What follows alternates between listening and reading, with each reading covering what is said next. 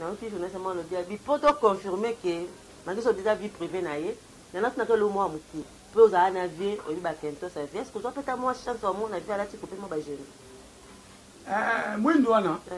Moi, nous avons les avis. Les avis.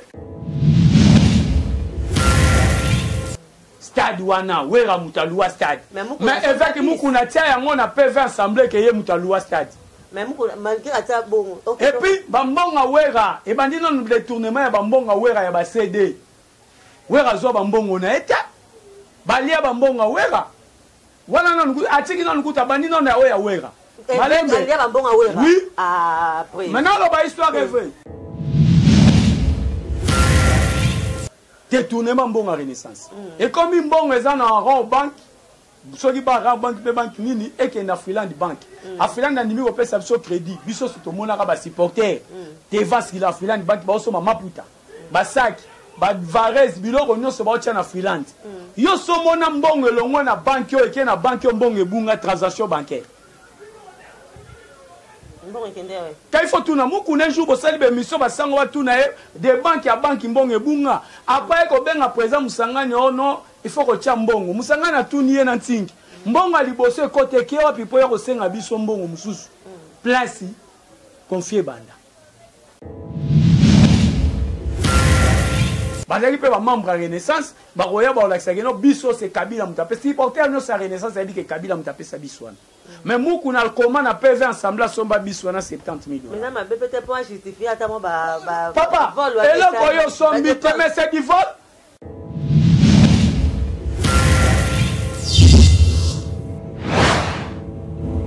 Votre chaîne d'actualité et d'information. Merci, merci, Nabatutu, au bosu, vraiment, occasion, qu'on a biso. Je dis tout d'abord, merci, Nabaono, sur ma compatie, on a un matanga maman, on a dit que vous avez été belé. Ils ont vraiment obligé de faire je dis merci Nabino Nyonso. Je sais que vous êtes toujours nombreux. Au bozo landa biso lelo na makambo na lina loba. Bozakawana pour boyebi que Diana tentative et puis Diana aïe la rabino kaka ba vérité. Donc vérité lelo to bêta et par rapport il y a mutakalisation de l'évêque Mukuna. To yebite makamba église.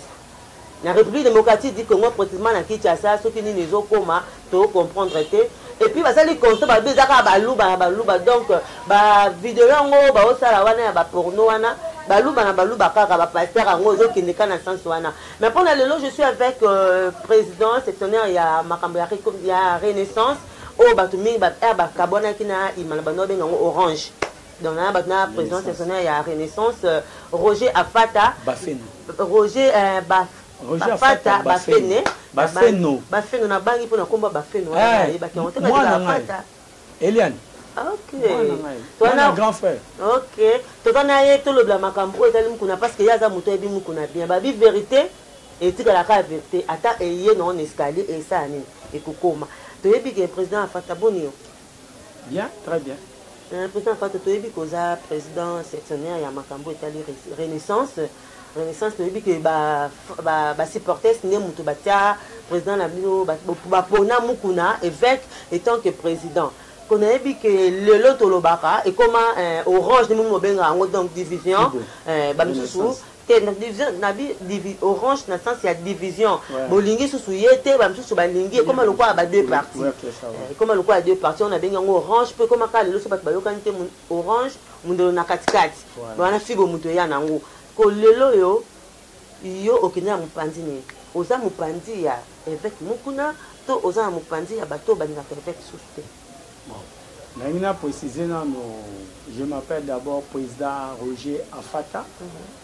Na DSMP, na comité OEBIMISA division.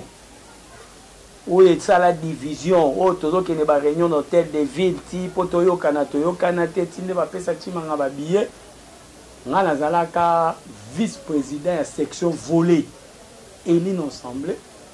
Ting Yazaki premier conseiller. Donc, Mukuna, na comité, Mukuna n'a jamais été membre du comité.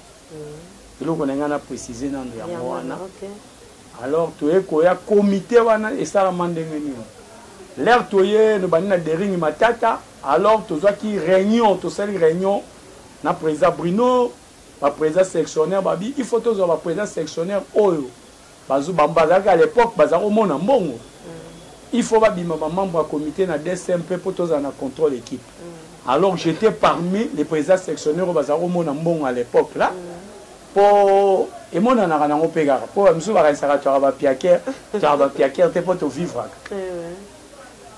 Alors j'étais là et on mon nabimaka vice-président section volée et puis j'étais parmi les décideurs pour bazaro zo ba décision l'équipe et puis na sala intérim tam sous ba président section il y a grande commission autre que dans l'assemblée à Fatima président Bruno Maladi président Ali avec adjoint président Bruno ba sectionnaire ba boye ba monaki très traqué totikali ba président sectionnaire nena ko présider réunion pour organiser assemblée ba président sectionnaire non so ba daki ba kadia dia ba innocent les anciens tout ba faux ba la ke belé mais ba bité président Fatazala on a dirigé réunion na dirigeant réunion tina organiser assemblée à Fatima o ele kaka na Fatima yebani.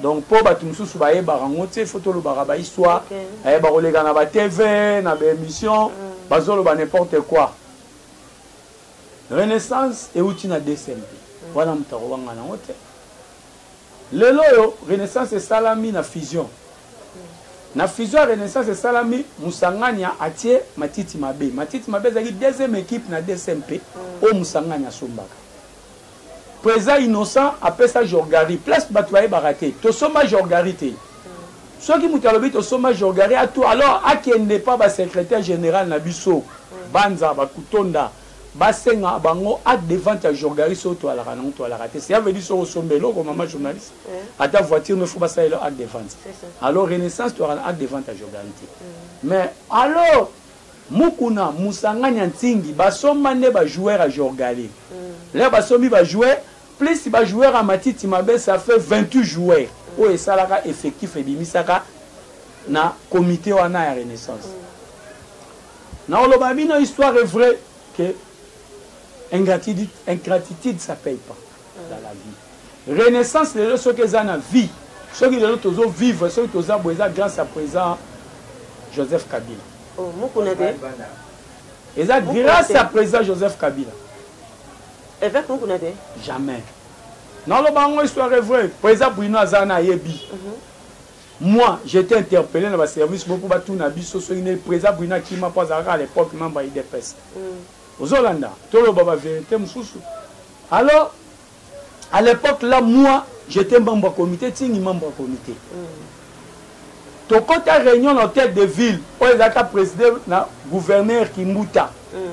Koto yo ba vient na biso na nyo soit des ring bazaki 45 personnes biso to alaka 10 personnes na ko tangelo pe 10 personnes balaka na salle tingi ngai nani Meterman papa Jean Aladji président sectionnaire à commune à Kinshasa to alaka lisusu na Jean-Marie Chimungu parce que azaki président à section handball pour que na voler Chimungu na handball na kati wana tozaki susu na kutonda et ça li combien 6 déjà et ça li 7 ou 6 tu es ko bakisa président Kazadi 7 oya akufa tu es ko bakisa Kazadi o mususu ya arbitre 8 après avec mukuna eko région de biso ba benga ki po apakota mazaka membre comité té mais ayaki ko région de biso to comme 9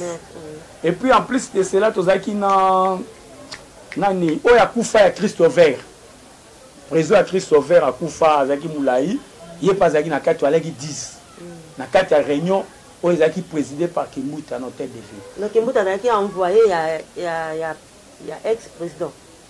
Mais tant que gouverneur a béni tous les deux tendances, pour le Kabofanda to bongisa, to yo kanati. Avant on a babenga biso na omoni place soke wangata, oyo Kimbuta tonga wana ya assemblée provinciale, oh immeuble wana. Na ministre Goda abenga biso, oyo esalaka désordre des amakasi, oyo aloba bosa la comité de crise. Koto bobimisa 2 personnes, koto 2 personnes na comité ya Chimangana Mayaka. Pour ça nini boke no beta coupe du Congo biso ko bima to bimi bango ba bengi Chimanga ba pese ba biye ndele présent tinga ke ko solana bango moni ke non bato ba respecter tant que président assemblée provinciale ba pesi timanga ba bienda ebisi banga partout d'aujourd'hui to ça la borne na biso bango pe botika na borne na bango tinga iko région na biso na lokola malobi à partir d'aujourd'hui to ça l'équipe na biso bango pe botika l'équipe na bango alors l'air wana de ringa les deux camps bamsu ba s'entraîner na vélodrome bamsu ba s'entraîner na centre courant sikoyo leto kabwani et comme entraînement premier entraînement à Renaissance du Congo au Renaissance a bandé dans un terrain annexe na Kirigol na kitambo Renaissance c'est ça l'entraînement na kitambo ezara de ring alors mutu alinga za l'entraîneur à Liboso ya de ring c'était coach Epoma tozora que la Renaissance pardon tozora coach Epoma parce que azaki na liste ya ba meilleurs joueurs nous c'est Pefkin azaki pe na liste ya ba joueurs ya équipe nationale parce que entraîneur l'équipe nationale junior to nga na tourner ça laisse ko ndé nini pour évêque mo connait comme numéro 1 na kati ya Renaissance c'est ça nazo ke na expliquer OK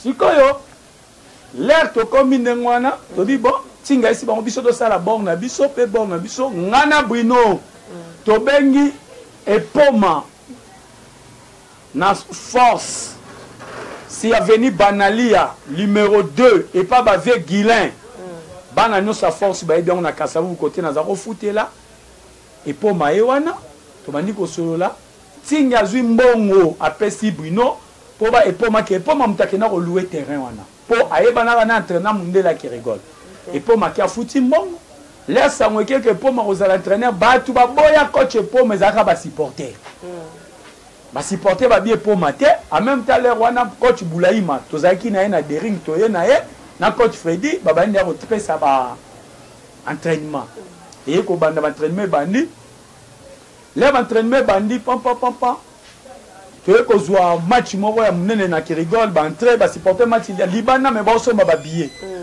et comme équipe ebetaka na Vita ya Soudan ba eko senga match na biso à l'époque là sur hôtel beto beta match wana pe na caché ya Imana wana to comme na Renaissance te to pe na présidenté pour ba bangala ba beta Gardio Bajo ayamba zaka na DCMP to alaka na présidenté comité prézalaka te là wana tozolo bana no cercle sportif Imana to beta match wana mutu sa mona match wana zaki tout choc tout flamme entrée quota alors l'air wana to saki ni to moi avec le quoi za pasteur to tie net trésorier provisoire OK ye mutazo bomba ba entraînement so ya Renaissance oui et tant que homme de Dieu to moni que to uti na ba vie wana ba to potani na bango alors cette fois-ci to pesa na gestion ya gérance mbongo pa ya mukuna alors à l'époque là peut toujours ça la émission na ba chaîne mususu c'est moi qui paye les émissions ngai na ba Africa TV na ba émission ba Victor Imana ngam na futa ba émission to le kana président Bruno celui to air tardif président Bruno la na ndaku na po zonge pane na tongo ozolanda air moko pe président Bruno azo bimisa ka pe mbongo to zo futa émission so na futite Bruno futi mais mingi za kinga to sala na émission na Petro Schubert na ko rappeler moi muke na chité sango ya bosolo ba politique Israël ngape na otom la yebise atomola maboko ce qui yé azalaka pe journaliste était oyo ya sportif alekaka pe na ayebi histoire ya Renaissance te ya dering poto ke ne Renaissance te ayebi sango ayebi tozalaka na ye pe azola ta lunette ya vie claire a pembe ba contrat ye pe na bato mukuna po abima journaliste ya Renaissance ba diaboliser ye pe ke non muta ba côté ya ba chimanga ba menacer et même na ba supporter na stade sango oui so kaza na bonne mémoire ye pe aloba atomola maboko c'est makamo to le bezalo puta ba diaboliser po bato ba diaboliser po ba préparer petit Schubert dans ça na ye pe ça va une histoire voici pour la politique so ka ola nodio atomola musapi soki de ko uta de ring soki de ko uta de ring ti to ya Renaissance sango yo bo solo ba politique oyebi histoire ote ayebi yango donc c'est que sango ayebi na yeke Israël ayebi na yeke Renaissance eza financé et pas ya ex-président Joseph Kabila sango ayebi histoire nyonso ya Renaissance ayebi yango même ye sango azalaka menacé na ba supporter ke no ba boyaka ya na stade na 20 mai l'air bavo bamenace pa makengo muta liboso bamenace ezalaka sango badiabolize o azala na kaya bavie toro mpona nini petit bapreparaki clique ya journaliste petit Schubert alors bamonaki sango oyo tia Schubert kalini epanzi likolo etake journaliste sportif ya équipe ifaki kodiabolize sango mpo Schubert abima azala na toma victime bamenace ye na stade alors nga na olobeloko moko ingratitude ça paye pas dans la vie. Il y a quelquefois dans la vie, il faut tous à la honnête. Renaissance et Salami, tu bêtis ma match, tout, et quoi arriver. Bon, il faut tous numéro matricule. Numéro matricule, tu appelles ça un divisionnaire. Divisionnaire, ça dépend de gouverneur Kimbuta. Gouverneur Kimbuta a beau équiper ça, et ça la Renaissance et ça la match, il faut calme. À qu'il est plus loin que. Tu reçois pas couleur, il y a vert blanc thé. Tu reçois pas couleur, il y a vert blanc thé. Non, cette histoire est vraie. Là, c'est Moukouna Koma. Tingi président de l'Assemblée nationale. Moussanganya Mouswahili, entre amis et frères. Le choix est juste. Moussanganya Simba Moukouna na Maboko. Amemi Etier pas Joseph Kabila. Koto de Rink. Kotoyo Renaissance. Ozolanda. Dering babi Kimbuta lobi na batabve na biso ya Dering. Que ndenge bozo chauffer ki po yo ngana omona moya ko contrat ngote po relation bazana ngona Kabila ngana yebi yango te. Même massa nga devenu tenta yebi yango. À l'époque directeur financier Wenge. Ayebi histoire tout. Ozolanda. Dans mon serment, la mémie pendant évêque, il n'est pas ami et frère. Ok. Hollanda. Pas nga nenge to outil de ring. So na obina za la président Renaissance ba mission na yaki na ngo ya ko kabola équipe. Na préféré oya oba no pesa pona biso loko lobi tous les deux équipes bat na batu ba évoluer au financer tous les deux côtés. Oya biso o pesa ke pa ya mukulu. Évêque. Ya des ring ba pel ba tie obe minam. Po des ring ezaki déstabiliser. Le tokenda ki ba supporter tout ba yaki bo. Sikoyo biso à l'époque là totiaki nanu trésorier Mukuna. Et comme tous les numéros matricules, numéro matricule même ba petit bangala bazaka décourager bazonga des ring pour ba ke tous les numéros matricule. Musanga na memi là Musanga nazo bunda déjà ba démarche à cesse so président na Goma kuna ba fandi na président Kabila ba fandi na Goma na mamo livre Musanga nazo beta pe ba bord na Ozolanda Mukuna awa azane na église na ayebi mamba baleti na ola sabilo lo mo to eko koma tingi ayebi sipe Kimbuta na Goda ndenge bino boyeba na Kabila biso pe to yebani na Kabila to rotala à l'époque président assemblée provinciale cela veut dire azape la liaison na président république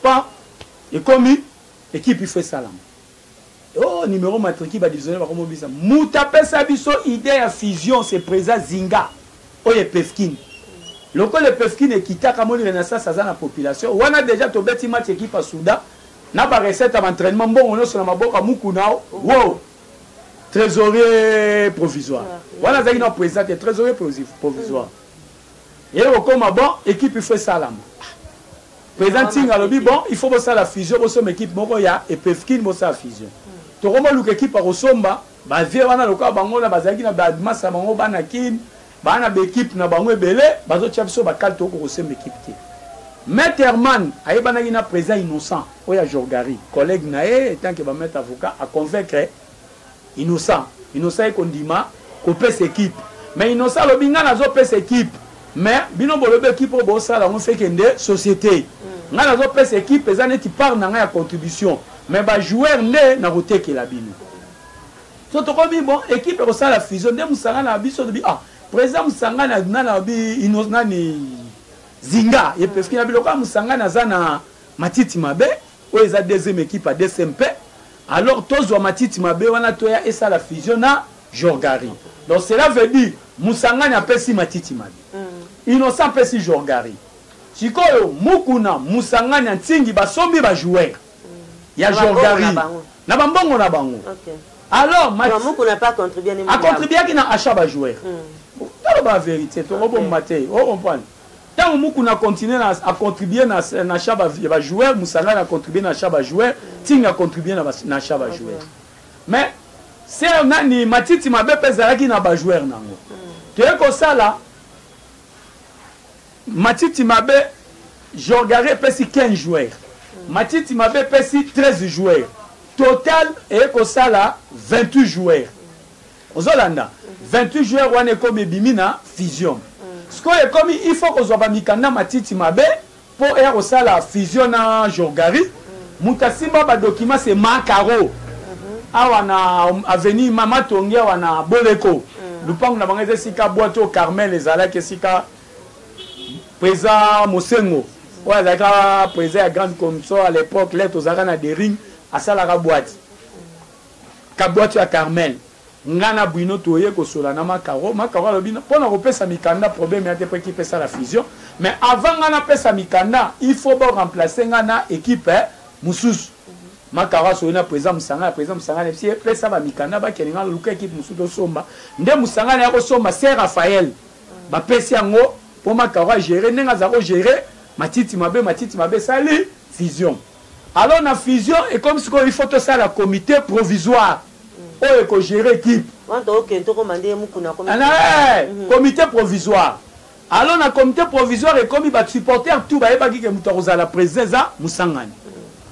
Navandi na tongo na ndako epa na nga lema na fuki ya Kasavu na Bomboma na mona président Bruno président Fata to baby mutuno boy kozala président nga na bi na loba makambo eza ya solo nga bi oui po apesa ki nga bargima na ye na moi pe bargima neza mabeke mais proposition na ye apesa ki nga nde mutu na rejeter ngo mo mpe yango nazo zelo te robima tongo ke ba misalo nga bite no ke no ba chantier sur côté nazo zela yo. Alors, dès que vous avez président Bruno et Koya ye, abi président Fata Tobe, binga abi ni nanda ke pala ngo président Musanga na lobby, vindenge to uti DSMP, soka bimi président Renaissance mbala moko, ba oloba mission yaki nango ko kabola équipe. Ngape na mona ka gima na eza nango pe mabete, il avait raison. Pour comme il y a Musanga na eko Musanga na mta kaboli équipe. A préféré ngana bibo siko ninga bite ngai benga na mutuna po bango benga ka président Musanga na mutuna ngabo na obo yaki wana za président nga je salue à passant l'homme le plus riche de renaissance du Congo full boss le président Antoine Musanga na force tranquille na pesipe Benjamin Musanga na mbota trop na pesipe Eric Musanga na bambote to famille Musanga na nyonso bambote mingi na pesi pe mama bambote trop problème ezana bon président lobito tia président Tingi oye bimaki na président ka président Musanga abi comité oya mayaka na team ngo bimise mobulu oye saki équipe Kabwana Tingi azaki premier conseiller alors quand Tingi azaki premier conseiller membre du comité moi je préfère botia Tingi ngai ndene o sa président binonga bi Tingi azaki premier conseiller. Mais en tête de vue, Tingi était là, mais babangi était bazu billet pesi timanga. Alors si c'est comme ça pour moi, je préfère Totia évêque. Le col a yepé Moutasi Mimbongo était que trésorier provisoire. Totia évêque président ya équipe. Le président Bruno dit évêque a ebi marababa l'état au kokate. Nga bi bon président na bi ici $20. Président le lot a ira à 8h 23h journée na embarcation. Qui est tambola ti comme la évêque na ACK ou proposer proposition ou président Buna ki ti président Buna ko na butu ala la ku de pananga kwa zonge pani na tonga bia évêque aboy ba voici l'homme baboy ba passer no ACK baboy ye mo évêque alobi na okokate na bi mama balete bale senga mbongo na moyen ti ba ti mu tout jamais ti mu ba témoin ba yebi évêque aboya proposition Bruno na vezaka certain mardi na 22h na butu l'église a sekesi la ngala bi bon tikela nga journal lelo landa ngai na chantier na bibo isika na zaka otonga école ya vient nga bosekota na avenue Palmier na passe à 1 à terre jaune Bruno aye na zo $100 na pesa Bruno na ebisi loué ba 207 mobiliser tia ba maman na ba supporter bobi mela mukuna na ndaku na bandal na tongo to sale surprise amona ka ba supporter rebelle o ba bimela ka mukuna na ndaku na bandal na résidence na ye na badrapeau baye kozwa koma président muku na sata lamuka kaka na tonga mona basupporter oh na tuna mama muku na kota atuna mamodia ndima muku na bi oui je suis d'accord na ndimi kozala président na pokwa nango pe mobilisation muku na ndimi pa baye pe bayaka na ye ko présenter basupporter baye na ye tina terrain ya qui rigole ko présenter président. Ok, merci. Alors, dans le comité provisoire, c'était Moukouna, président, Tingi, vice-président, trésorier Kazadi Laurent, trésorier adjoint Baté, mais secrétaire Banza, secrétaire adjoint Koutonda, premier conseiller, voici l'homme, Oya Aseka, deuxième conseiller, Passer Aseka, Komozokima, troisième conseiller, Jimmy, quatrième conseiller, président Bruno, cinquième conseiller, madame Kavira. Yango salaki noctir uniforme ya comité. OK, merci. Tu comprends ndenge mukuna koma ki président. Maintenant to yoki ke mukuna sala ba détournement pour président Kabila pesa bino petit na mama pa ngoti na ba météo ba détourner ça mebele ça makinde ni na mwa mukuse. Omoni ngana koloba détournement ya mbongo renaissance et bandi très tôt. Donc renaissance et érosion et banana tama. Donc ça veut dire que Kimara Mboula to kota ndene ibali. Eh bo pesa ka mukuna nini? Kolonga kaka dering. Toye to sali renaissance. Détournement, to tcheka détournement bani. Na démontrant. Yango monanga ba diabolisanga na sorti nyoso. Afata commissionnaire, afata ana muyibi, afata wana aiba ba Varez. Ngala aiba ba Varez na zake tandate na aiba ba Varez en kenangwa. Ngala aiba ba Varez à renaissance tia. Au contraire, première sortie à Renaissance, bah Sirvette, au Renaissance à Lata. Renaissance à Somara 20 Sirvette. Mais 10 Sirvette, nous avons complété. Et ça va Sirvette, même nous avons eu Bruno Pena Kabela, il y a Nike, il y a Rouge. Hollanda. Et sur le DCMP, il y a handball. Bah Lata, bah Sirvette, on a Coupe du Congo. Oh, yo, tiens. On a déjà passé il y a Sylveto il y a ONG il y a fondation il y a Sylveto il y a ONG il y a fondation au Sekota Hollanda alors ils allaient belé via ça na l'air na que nous sommes alors ngapé na profitera na somba ya ngai pour zara dépôt et pas salif azana Louvre même il va en fait excusez yo pas en fait mais avec vous qu'on n'a pas somba pe bis na ya renaissance ou donc que na makamna bino ma propre frère na pour ça bientôt quand même ça la nzambe moyibi ya ndenga détournement bon yo kana fungola yo totie batono mbongo batono na expliquer oti mbongo ya match ya Soudan Hollanda toye koya présentation ya room na bedi na ngana vandi pena ba massa bana ba milliers ya wera massa na tenta directeur financier wera tozaki na ba ki ya pauvre ki ya que son âme repose à paix ba maître ninja ba maître 90 ba vient na biso monib que son âme repose à paix et moko pe presse na pesi mbota tona mère mapata ba mbota tona palais nazaki na mile pe wana po na ba masa no so ba tona stade wana wera mutaluwa yango stade wana wera mutaluwa stade mais évêque mukuna tia yango na PV assemblée que ye mutaluwa stade mais mukuna malgré ata bon et puis ba mbonga wera e bandi non détournement ya ba mbonga wera ya ba CD wera zo ba mbongo na eta balia ba mbonga wera wana non atiki non kuta bandi non ya oya wera malembe il y a bon wera oui après maintenant lo ba histoire est vraie hein ne ya ba billet oui na ba billet na ba CD ali mbongo détournement preuve ezali ne jamais trahir les corps soko tiete me benga membre moka maison mère otuna bango directeur financier wera bienvenue tenta akoya ko témoigner au salaire mission na ye au salaire mission na ye oui tokende mbongo batono mbongo ya ba Soudan présentation room na bedi ba entrer wana nyos Hollanda toye koya ba match yo se Pefkin président Zinga na première assemblée à Renaissance du Congo merci to vito mama reset to ça deux bandes ti lobby Hollanda na la so ba détournement ba lobby Zinga kataka mbongo tokena na première assemblée à Renaissance président Zinga démontra noir sur blanc bakati ya Renaissance mbongo te mbongo nyonso ba dirigeant Renaissance bazwaka na kati ya salle ba supporter ba wolola bango miyibi muku na tia ilonginase soit disant longola bango te ça veut dire aibi kopo wana mais le pont en météo ça ya mukuna zela to kene non kene malem te ti to koma ti to ça tongo ça ouais te no kele tap sur place to suka lobi su to bandeli na lingi pena batu balanda moko ozolanda to ekoya boum détournement mbongo renaissance et comme mbongo eza na rang banque soki ba rang banque pe banque nini ekenda Finland bank a Finland ndimi ko pesa biso crédit biso soto monaka ba supporter te vaski la Finland bank ba osoma maputa ba sac ba varez biloko nyonso ba otia na Finland yo so mona mbongo elongo na banque yo eke na banque yo mbongo ebunga transaction bancaire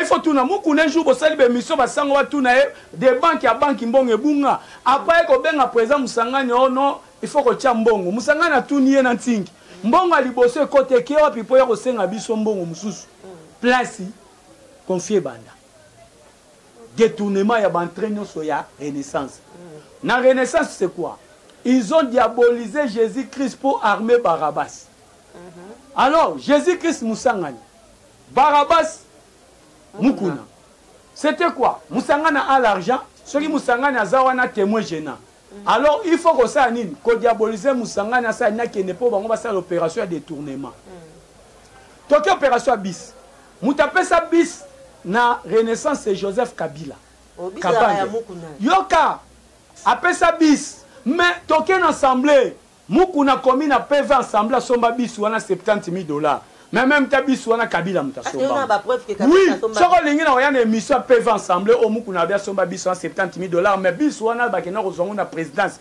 bato bazwa yango pe moko za na 20 mai soko lingi na ko mema ope bakoya bazali pe ba membre ya renaissance bakoya ba olakisa keno biso c'est Kabila mutape si porter no sa renaissance a dit que Kabila mutape sa bis wana mais mukuna comment na PV ensemble somba bis wana $70,000 mais na ma peut être pas justifier atamo ba papa et là koyo sombi mais c'est du vol si on de le retient yo sombi en $70,000 na ndengeni et puis en même temps ensemble mukuna landa bien toke premier assemblée renaissance ba autant état financier mukuna 81,000 ce qui est quelque musanga na 91,000 tingi 10,000 ba supporter 75,000 mais mukuna comme na 81,500 ya mukuna ye moko mais en même temps vita abeti finale la Coupe d'Afrique na lina foot vita ye moko asali 400 quelques $1,000 donc dépense ya renaissance au arc la bima champion pefkit au arc la bima champion pefkit lupo pa bima champion du Congo gouvernement provincial et supporter biso na Katanga dépense ya mukuna ye moko eleka ya vita o ya betaki finale la Coupe d'Afrique alors il faut te tika ba fati. Donc cela veut dire renaissance c'est bani mensonge déjà na tongo. Ngai na pev na assemblée na tuna bango question. Équipe eza ya banani to ezalaka ya nani. Na tuna question na pourquoi? Parce que je savais que mukuna un jour déjà na mona ki des détournements na tongo ça veut dire un jour au baluke la rabiso. Mais c'est que pour la complicité na mukuna po yonde muto bimi $600 otindi batu ba louer ba DCST ba ke no kotaye aza la président donc na complicité yo na mukuna. Nazaki na complicité. Nazaki complicité te maman le cœur de l'homme. Tu ba ngoti. Ozolanda donc tolanda ki physionomie ya pharisien. Hollanda, oui, Jésus n'est pas les pharisiens. Donc, on dit, Jésus n'est pas les pharisiens. Si on dit, on a dit, on aimé, mité manabango. Donc, à l'attaque qui est évêque, Hollanda, qui est évêque, donc il y a un moment où il y a des évêques qui ne sont pas pagan ou moussala nzambe. Mais pour moi, la Renaissance, il faut pas être fier de bozala na président moko fata misu makasi mwana kauka biso balakisa biso ki misu makasi donc kauka et puis tu parles trop peut-être biso na nous papa ya ndako ya nini ya ndako oto ba biso balobi ke eza ndako ya renaissance ba biso balobi eza ndako ya ye moko évêque mukuna ndako ya météo na pesa ki omoni Kabila pour le film à porno et salami na ndako wana ya météo ndako ya météo eza ndako oyo Kabila pesa ki na renaissance to za ndako ya évêque ye moko mama olandaki même na émission oyo ya grand gueule journaliste olandaki yango journaliste oyo ya grand gueule alobi nini alobi nga na yebi ndako ya météo Kabila pesa ki yango etake permanence ya renaissance du Congo. Mais là, on a aussi le commis à Mukuna. On a quand même une émission à Grand Gueule. Bateau à Mukuna, Baleka, qui a se défendre. Alors, et ça, c'est le remonté Kabila Pessi. Kabila Pessi, chaque équipe, 500 000 $. Il y a préparation au Kabila Pessi, l'équipe pour qu'il y ait les Coupes d'Afrique. Mazemba Zui, Sangabale Zui, Vite Zui, Dering Zui. Mais Mukuna, Tilelo, à ça la renaissance, Nine. Pour renaissance, ça a une permanence, à ta bicoque, la permanence, c'est un bobby à la météo. À détourner en haut. Alors, Hollanda. Et ça, c'est quoi les Kamouya, Yena Batunainde, Makamuna Bango, Baebinde, Pesana Biloko na Bango. Pour l'air, Bissot Hotel et la Mukuna. Pour le détournement, Bango va soutenir. So les rapports na biso moko me Mukuna ça kenda kala force Mukuna zagi Bango. Les lots c'est quoi comme il a problème en bois sur moi. Pourquoi porter plainte pour ça sur ici biso plainte tu te détourner biso ba supporter et le biso to Hollande la Mukuna eza un usage de faux au ya sala ya ba document. Mukuna il a tenté de ressortir la fausse statut pour ba l'équipe comme Mukuna il a créé fausse société il y a 30 000 oh le bateau Bruno 30 000 banini ba Schubert 30 000 alors bateau na ba 30 000 nous surtout on a pour la Lukanini a détourné Renaissance comme un bien privé. Alors, si quoi et le retour hollandais les sous c'est quoi? Mukuna il a vendu les joueurs au Baouta na fusion. Alors, l'air barosala, il faut article mo réservé sur Batuba yo Kanate, cela veut dire statut ba pa ni fusion ba panza kango. Ceux qui le loba ba panza fusion. Musanga na zui matiti mabene. Innocent zui pas et au panza na tête olinga pete pas bore se fanda. Pour changer na zala kanango bore fanda. Hollanda. Alors, Moussanga, on peut faire un exemple, hein, bana fibre, exemple. Moussanga na zuma titi mabe. Innocent zu jogari. Ba joueur a ba soma, mutateka bangono seza mukuna. So ito bito kene na justice, na opère de qualité. Bon, justice c'est ça ma femme nango. OK. Alors, ça justice c'est ça ma femme, cela veut dire il a vendu les joueurs sans reconstituer baninga donc cela veut dire perte de qualité na ye. Alors, le retour senga, toi on a besoin de perdre de mutumo côté na Renaissance. Biso toi ben ingrat. Toi ben na poste repère de tes mains, atika d'équipe, atika la raka simple cofondateur, trois ans cofondateur, article 6 statut Renaissance et lobby, équipe à partir supporter. Entre évêque Pascal Mukuna, baza ba cofondateur. Aux Hollanda. Alors, et le retour c'est une équipe il faut qu'il y ait Omisport. Na Omisport wana équipe il faut trouver ma section belé. Il faut trouver ndenge ba vita ba imala ba mazembeza.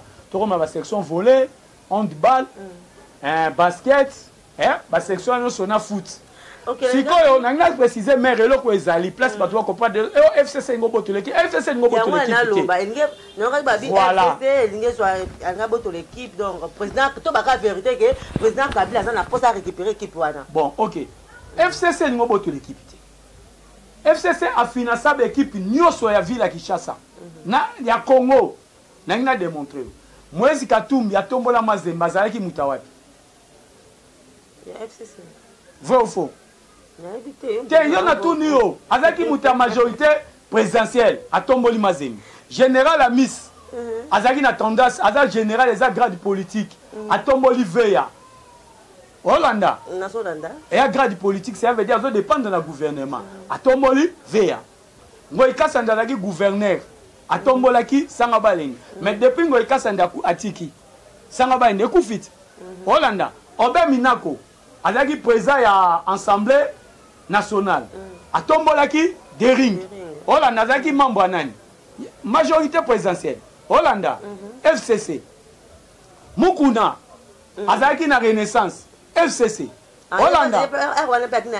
Oui. Hollanda. Mais, Obemina ko ba pesi ya bango ba emonani. Mwezi Katumba zu ya bango emonani. Ya vite emonani mais ya biso Mukuna kena ngo ba vient comme ça ngo bien privé na yena bana na ye. Mais si ko FCC lobby, lokala ba vite na ba imana ba di bango ba investir Renaissance ya bango kena mai, ba okeli biso mawa. Ba ye lisusu ba investir. Papa biso to boya mongo likolo ya vie privée Mukuna évêque patriotique.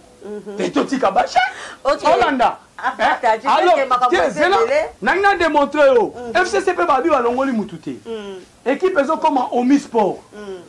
Na Omisport Renaissance n'engezana vite à soroke ezana conseil d'administration. Na dérive les administrateurs. Renaissance c'est un compteur à 0. Alors bah il va ça le conseil d'administration à Renaissance. Équipe comme au sport. Alors tous les administrateurs pour confirmer administrateur nous sont 1 million 1 million 1 million. Mukuna 1 million, Musangana 1 million, Tingi 1 million, ba o ba koya ba mende, ba maman na biso ba wivin pour l'entendre bateau ba pesa. Ba wivin moleka, ba papa na biso ba Raymond Chibala, ba papa na biso ba Joseph Kabila. Même moi, Joseph Kabila a contribué. Petro ya Jogo ya oya ujana. Pour yem ta pesa mbongo, alele la maman na bango, na tante na ba pesa mbongo, ba mbongo to somba ba étranger ba Vanderlin, oya brésilien ba yu, ba l'ami ba étranger so mbongo euta na famille ya moi na mutalela, ba somba ba joueur. On n'a pas comme ça Renaissance. Alors, sikoyo. Pas équipe équipe na bango. Sikoyo. Hollanda. Sikoyo. Bafina badonito comme c'est qui pour mi-sport. Administrateur a posé un bon belé. C'est eux qui contribuent belé pour les cabaninga, c'est lui l'administrateur gérant. L'équipe sera gérée par manager général. Où est le mal? Si comme bisoto boy à l'art, il connaît fait patriotique. Mais yo okenda na ozaki kuno zimbo on sait non le côté na Renaissance. Les lois on dit ma équipe nous donne le quoi à Renaissance. Toi pas même na compte na banque. Même pas $1. Na compte permanence pesate. Yo kala na yebiso permanence à Malebo. Permanence à Malebo ngam tunazwa yango. Ba supporter oh ba bibisa ba $100 na bon chaque section ba somba ba congélateur. Ba télévision, ba éponge, ba lo ba tia yango na permanence à Malebo. Ozolanda. Alors permanence wana Renaissance nyonga loyer et sili ba ko futa te garantie si ba continue nyonga loyer à 3 mois. Renaissance azo bima na butu akima bakanga biloko wana nyoso basikote basomba kuna. Ngamu tunazwa yango teza lupanga ba Viviane. Hollanda ngamu nazwa kango. Mukolo lupanga nyolo bate kwaza témoin de Jéhovah moya lo bala bedie zate. Ba biloko basikote bo tuna na ba biloko brina ke na ko sombe kanga makuna. Bosi bo tuna yango. Hollanda. Oui oui. Et là on suna olobeza boyi. Bana fibo, totika sentiment. O mukuna zo sa les vie privée na. Biso tozo lo bande pour l'équipe na biso. Alors biso muto ya kolela biso mbongo tokozwa yango tokomema ye l'équipe tokoyamba ye te po koyeba muto yango loba ke lokola ex-président na biso Kabila azoyela biso mbongo tokoyamba ye loba bongo mais abanda bya kopesa bon soka pesi su tozwa yango ya sika te so Kabila pesi mbongo na Renaissance donc c'est avede ya liboso pete eza pe ya suka te Hollanda po équipe pesa ya bango oh mais tant balobi divisionnaire moko apesa biso numéro matricule te mais biso tozwa numéro matricule tosali fusion équipe bimi Renaissance c'est Robert Kate Betty Mou na gagné en force à opérer sa ordre équipe B. Coupe du Congo tozoa. C'est FCC qui nous a donné Coupe du Congo. Biso so to mona na stade Kimbuta ye. Bakadima, Bukumestre, Alati Orange. Batuno ce stade des Oyemba lelo, Moïse Té. Awa, Kimbuta ndemo konti. Coupe du Congo, FCC mtepe sa biso. Mais depuis atikala na mutu makasi ne Coupe du Congo le mo le biso na Kinshasa. Konenge mko azo finga abatwa FCC azo finga Kabila bilombo ye bien koko commenter ndenge. Bon, et là on a oyebisaka ka vieux Pascal, vieux Pablo. Bon, a aussi pas aussi appelle déjà plainte na ye afundi po bakanga. Bon, na oyebisaka ka pendant mon en pe ni. Na oyebisaka vieux président Kabila. Concerne en PSAE, Mboaza Makolomine. Pablo, Mukuna. Jean-Bibé Pablo, Mukuna. Président de Pablo. V. Pascal, Mukuna. V. Concerne en PSAE, Ezak Mboaza Makolomine, Alandaka Nzela Moko. Même Nzambe Moka Loba, rendre César ce qui est à César, à Dieu ce qui est à Dieu. Bisoto Sengio, le corps comme la politique, Tikalano na politique. Si que la biso équipe, batumususu ba gérer yango. Alors, mutu appelle ça ba mbongo, il y a l'embine politique. Ake après mané retraite na kingakati ne calme. Alors, si ko lokola ake après mané retraite na kingakati ne calme. Alors, a préféré aya na balle. Donc yo na bo salika échange de produits. Il y a na azoya na balle a financer biso tomata, to kende likolo to comme niveau ba mazembe, atongela biso ba centre. Banini pour mon état mon intérêt. Donc azoya pour atombo la biso équipe. Aye pour na boto l'équipe té équipe pesa ya yo té donc to boto l'équipe pesa té. Sera robot la seka robot la biso ba supporter. Hollanda, mais biso ba supporter to ana besoin mbongo. To lembi match zo beta ma ba joueur ba zo ba 8000 francs, ba 5000 francs. Oyoka match betami Auto tikelaki vita. Mais ils ont collaboré avec le président Vita. Mais Coupe du Congo, ceux qui ont collaboré avec le président Vita, cela veut dire collaboration faisait réciproque. Rendez-vous du donner, du recevoir. Ils ont fait ça. Mais ils ont fait sauter. Ceux qui ont collaboré avec eux, cela veut dire Coupe du Congo, il fallait qu'ils puissent GG tango fo moi na nyati ke la biso coupe. Hollanda. Alors, tolingi sous ce lot quoi nati. Cette fois-ci tolingi comité ceux qui mazembaye, atiembongo age, mazembagangi ha. Comité de renaissance Pégangira, mais c'est 100 000 pour la panza boma biso biso de 200 000. Hollanda, je la renaissance à d'autres la pénale dans na New Rave, qui passika. Hollanda, et là au biso to lukande comité en voilà. Tout le monde appelle renaissance centre dans super na Mekao. Ou bien na Mboka Polo, ou bien na Bibwa, Hollanda, permanence, et puis joueur à zo René na Chan, Camerounais, Ivoirien, to wole le pena mazembe renaissance à Boto. Et là, tu as besoin de moi. Papa tika na politique, biso tozu équipe na biso. Yoka. Tozo ya mbongo wana te, yoka ngai. Biso ya koya na renaissance. Ezala mutu FCC. Ezala mutu cash. Ezala mutu ya INC. Ezala mutu ya IDPS. Po IDPS pe yaka. Je koko, ayaka président honorable. A contribuer à payer à l'administrateur. Bokozwa mbongo ya FCCT po mukuna apporter déjà président Kabila. Plainte avec que bazo kanga ekala mingi parce que mbongo wana zo lukana ya ndoto to ya réalité po bazo kanga Kabila po ben mu connaître déposer déjà plainte papa yeba pesa yeba pesa e asana ngelo parce que biso pe to ana besoin to zo ana to bazo kanga déjà Kabila kala mingi te boko songo wapi papa ngai wala za vie privée na so ki ya mama so ko mo wala za makambo za GTA so ki yo monike ba okanga yelo ko la moni ba okanga ye basi bakangi ye Nzambe ne oya sambilaka eza malamu ola neza vie privée na sala na siko commenter na makama vidéo pour nous esa mina ex permanence na bino pour ça équipe permanence ya comment ya renaissance mais comment na ngo déjà qu'il y a yemoko évêque mukuna pour esa mi kuna yo yebi évêque mukuna bien pour bozala na renaissance ko bande bandeti siko pour to comme na suka ko bande bandeti siko yo oyebi bien est-ce que na makamba basi na makamba brutalité otomoni wana na vidéo ndenge esa mi yo lobini bon pour la vie privée mukuna wana etalinga ici hein pour la vie privée mukuna wana etalinga teza vie privée na wana en tout cas mère et longola ngana makambo eza vie privée na akenda ka rotuna ngo basango ngai sango ya bosolo ba politique asola ngo kuna sango yemo pe ba beta e likola histoire ya makambo équipe ayebi donc c'est ça et là on a osenga ka kezake vieux tous on a besoin pour azana statut azali hier na renaissance statut muté protégé qui azali cofondateur ils a vie privée na lenga poni nzela politique yenzamba pambole na nzela na mais atikela biso ne renaissance na biso tozozwa mutu nyonso pour football eza en politique ils sont en politique. Et ça a tendance nyonso. Et ça en politique mais il y a qu'un politique pour azwa mbongo aya ko soutenir équipe. Té moni pona mukuna to lembie. Ba supporter kuta mabe ba supporter ba lembie. Moni malado. Yango ne muté permisa ki pression mukuna. Aya tozo zela ka président république abeta ka go. Donc tu enlèves confirmant et Sili. Ah ya fatigue béton. Na petit na limité. Ah, na petit na limité. Donc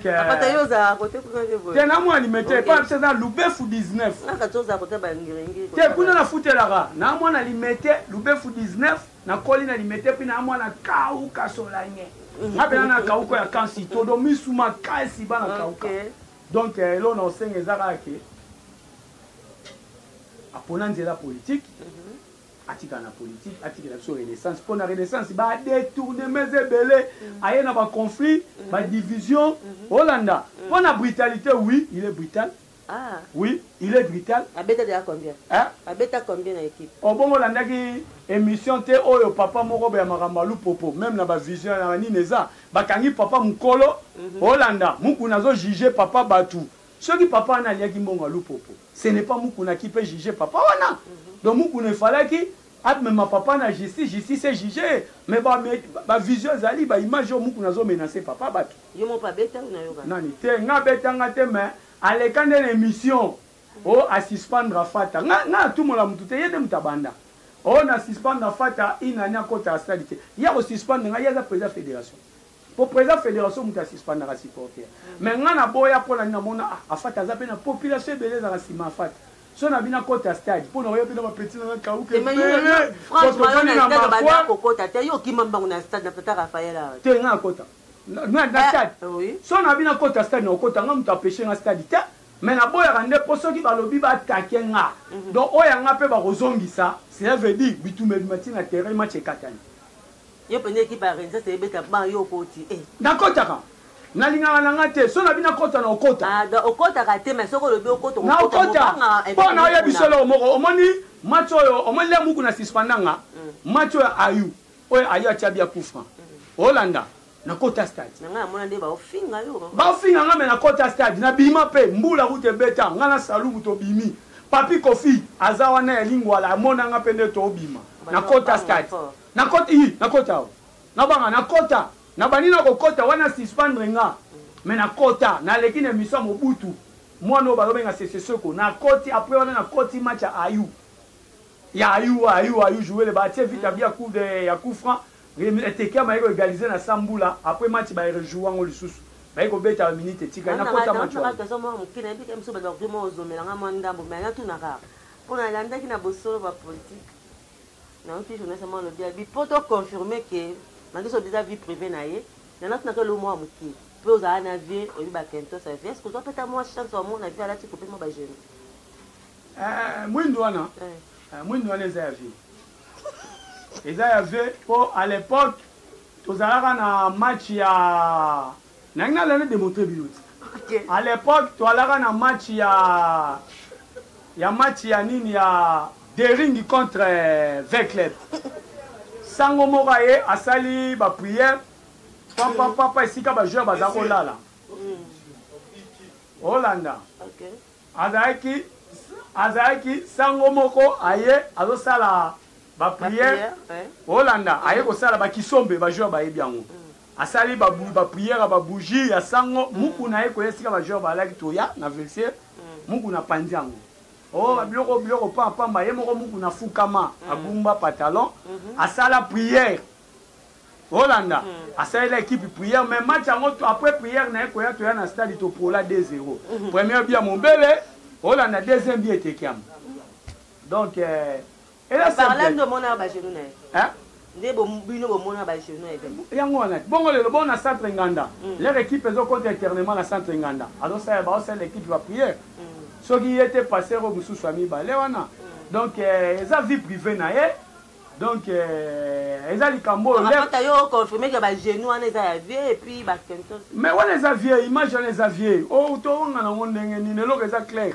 on est dans la vie privée na ye te loko eza montage eza vie privée na ye wanganya ngo c'est tout eza vie privée na ye mais c'est vie ozolanda alors elo na osenga eza kake même wa détournement renaissance et bimara ake na sambo renaissance batuna na teva bi renaissance et ça le côté mais il a détourné de millions de renaissance Holanda pour ndenga zana na ndimali kama non c'est le mort ya suka poto comme son suka émission par rapport avec mon système à repartager avec partage facilement ou un peu difficilement partage quoi neti ba bien ba mbongo ko partager ko vendre na bato moi ba tiens pour toi pour vendre pe boye bino bo ba c'est partage omoninga na oyebiselo moko même masananga ayebi yango masananga ba masananga de ba yebi yango eloka liboso na ngoza mandia te na uta DSMP aucun dirigeant lobaki o président fata ya na bureau na ngai kolela te ngai système de jeu na ngezani na senga ba dirigeant te na senga rapete ozolanda na senga ba dirigeant te na senga rapete parce que moi même j'étais aussi dirigeant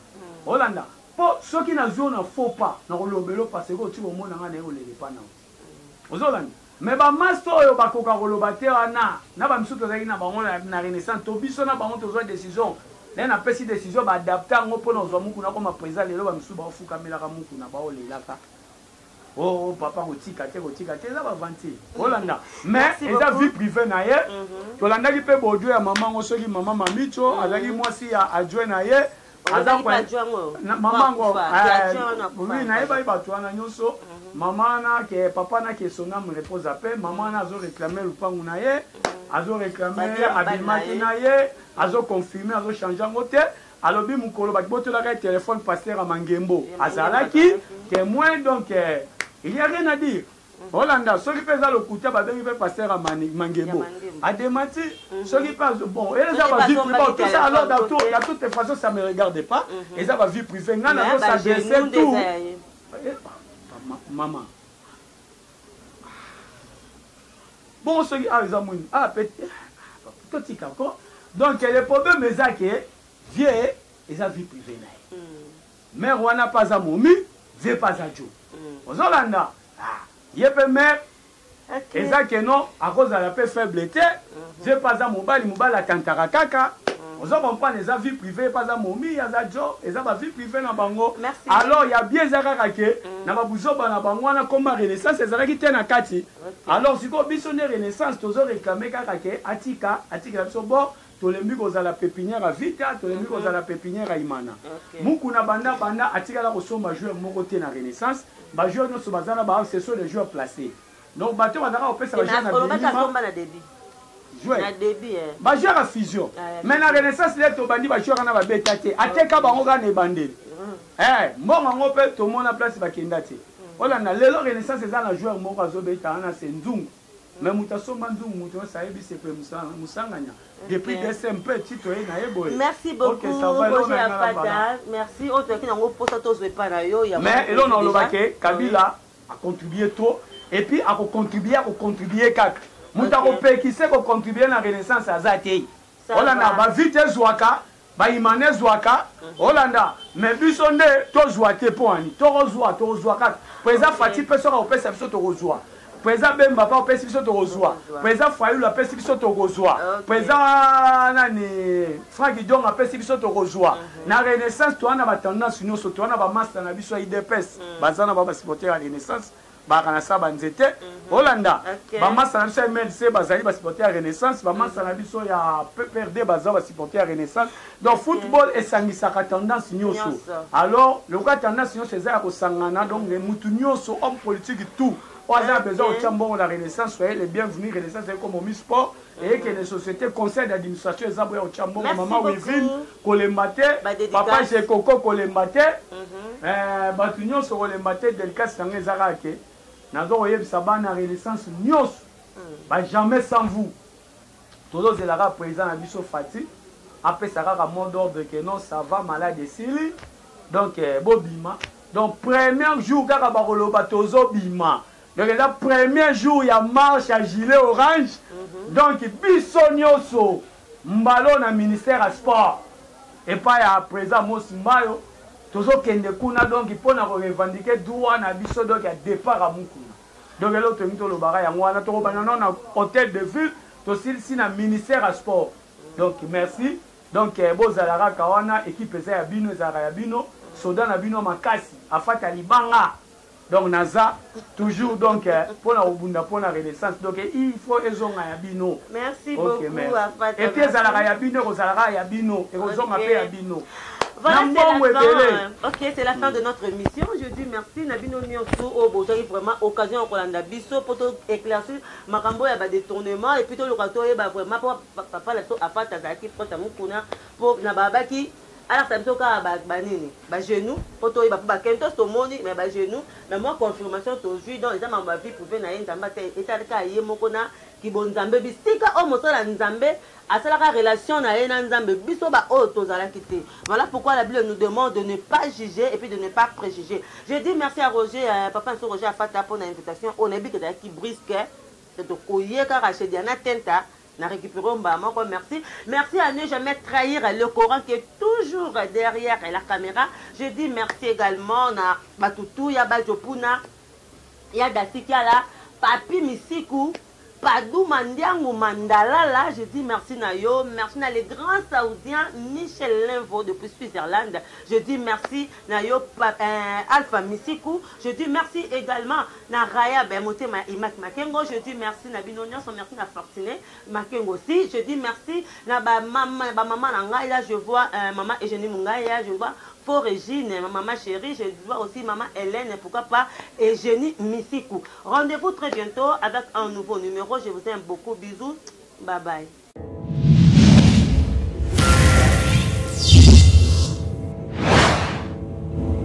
votre chaîne d'actualité et d'information.